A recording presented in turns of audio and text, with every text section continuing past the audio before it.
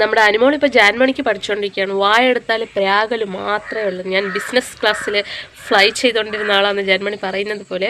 അക്ബറിനൊക്കെ എന്താ ഒരു പ്രാക്ക് അനു, ഇതിൻ്റെയൊക്കെ ഒരു കാര്യമുണ്ട്. ഇതൊരു ഗെയിം ഷോ ആണ്. ഷോ ആയിട്ട് തന്നെ കരുതണം. പിന്നെ ജിസയിലായിട്ടുള്ള പ്രശ്നത്തിൽ അനുമോളുടെ ഭാഗത്ത് തന്നെയാണ് തെറ്റ്. ഒരാളുടെ അനുവാദം കൂടാതെ അവരുടെ ചുണ്ടിലൊക്കെ പിടിക്കുന്ന തെറ്റ് തന്നെയാണ്. കാരണം ഒന്ന് ഹഗ് ചെയ്യാൻ പോകുന്ന പോലെ അല്ല അപ്രിഷ്യേറ്റ് ചെയ്യാൻ പോകുന്ന പോലെ ഒന്നല്ല ഈ ചുണ്ടിൽ ലിപ്സ്റ്റിക്ക് തേക്കാനായിട്ട് പോകുമ്പോൾ. ഒന്നാമതേ ജിസയിൽ പ്ലാസ്റ്റിക് സർജറി ഒക്കെ ചെയ്തിട്ട് വളരെ സെൻസിറ്റീവ് ആയൊരു സ്കിന്നാണ്. അപ്പം അതിൽ അനുമോളുടെ ഭാഗത്ത് തന്നെയാണ് തെറ്റ്. ഇതിൻ്റെ കാര്യം പറഞ്ഞിട്ട് നമ്മുടെ ജിസയിൽ കരഞ്ഞപ്പോൾ അനുമോൾ ഒരു കാര്യം പറയുകയും ചെയ്തത് കരച്ചിൽ ഡ്രാമയാണെന്ന്. അപ്പോൾ ഈ 24/7 കരഞ്ഞുകൊണ്ട് കിടക്കുന്ന അനുമോളുടെ ഡ്രാമയൊന്നുമല്ല. അനുമോൾക്ക് പുറത്ത് ഒരുപാട് ഫാൻസൊക്കെ ഉണ്ട്. പക്ഷേ ഈ ഒരു ഭയങ്കരമായിട്ട് നിയമങ്ങളൊക്കെ പാലിക്കാതെ അല്ലെങ്കിൽ ജോലിയൊന്നും ചെയ്യാതെയൊക്കെ അനുമോൾ നിൽക്കുന്നതൊക്കെ അനുമോൾക്ക് തന്നെ എതിരായിട്ട് വരുമെന്നാണ് എനിക്ക് തോന്നുന്നത്.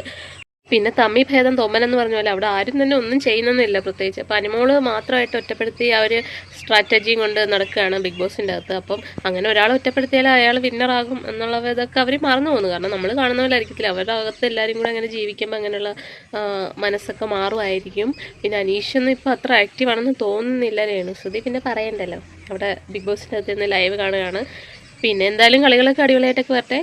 അനുമോൾ സൂപ്പറായ അനുമോളുടെ ഫാൻസിന് കൊള്ളാം, അനുമോൾക്കും കൊള്ളാം. Thank you so much.